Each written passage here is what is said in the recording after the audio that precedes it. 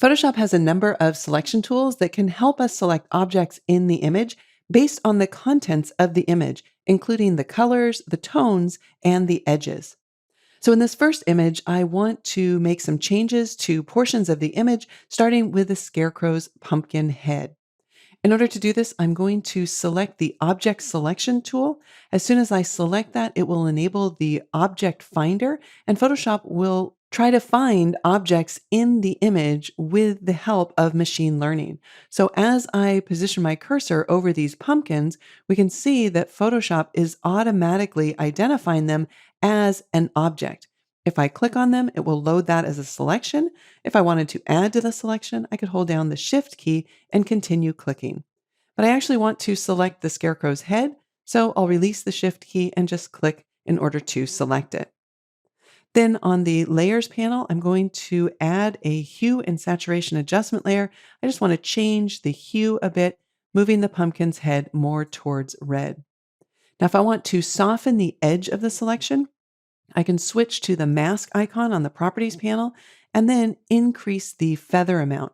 If I hold down the Option key on Mac or the Alt key on Windows and we click on the mask, we can watch as I move the feather slider to the right how it softens the edge. All right, I'll just back off a little bit there and toggle the visibility of the layer on again.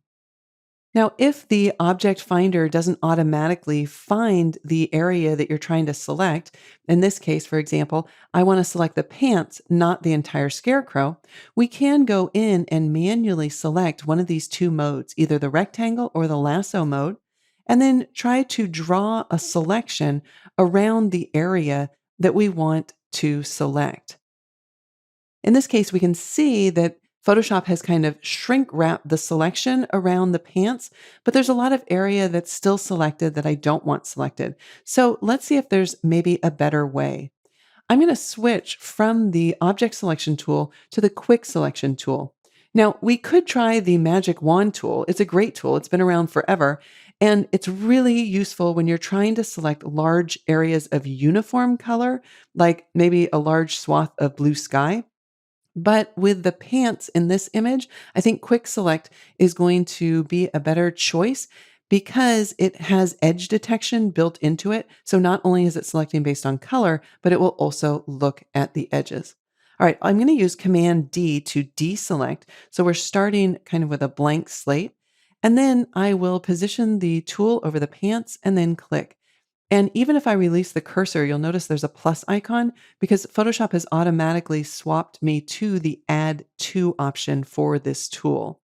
So I'll just keep dragging over the red areas here of the pants. And each time I click on a color, under the hood, Photoshop is creating a color table. So this tool actually gets more accurate the more you use it. So if I click here and it selects too much, I'll just hold down the Option key and then remove these colors. And as I start removing, for example, the background there and the hay, it's going to refine that color table and it will do a better and better job of selecting. Of course, we can always use these tools in combination with, say, the lasso or the marquee. Just tap the L key, that would give me the lasso tool. Same shortcuts work, right? Holding down the Shift key is going to add to the selection. Holding down the Option or the Alt key would subtract from the selection. All right, I just want to darken down these pants. So in the Layers panel, I will choose the Brightness and Contrast Adjustment layer, and then we'll just decrease the brightness there a bit. All right, I'll tap the W key to return to the Quick Select tool, and this time I'm going to drag it over the jacket here. Again, it's going to automatically give me that plus or add to selection.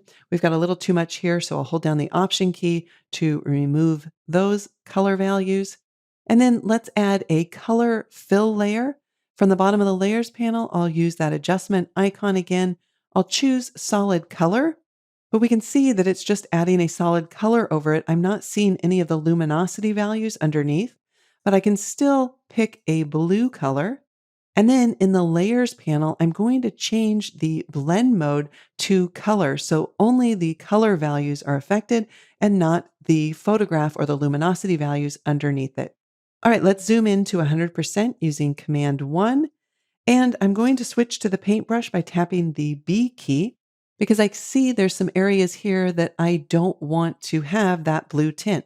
So in the layers panel, I'll target the mask and I'll just make sure that I'm painting with black and I can paint over any of the areas that I don't want to be affected by that color fill layer.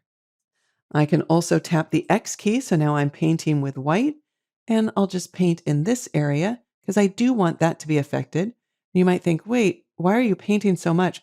Sometimes it's just easier to paint a large area and then tap the X key and come back in and subtract that area as opposed to trying to go in with a really, really small brush to get that little edge. Oh, I also need to subtract this area here. I didn't see that. So let's remove that. And then I'll use Command 0 on Mac, Control 0 on Windows in order to zoom out. So as we can see, Photoshop has several tools which can help create selections. And even if they're not perfect with just a single click, it's great to know that we can always go in and refine them using the other selection tools or by painting in the mask.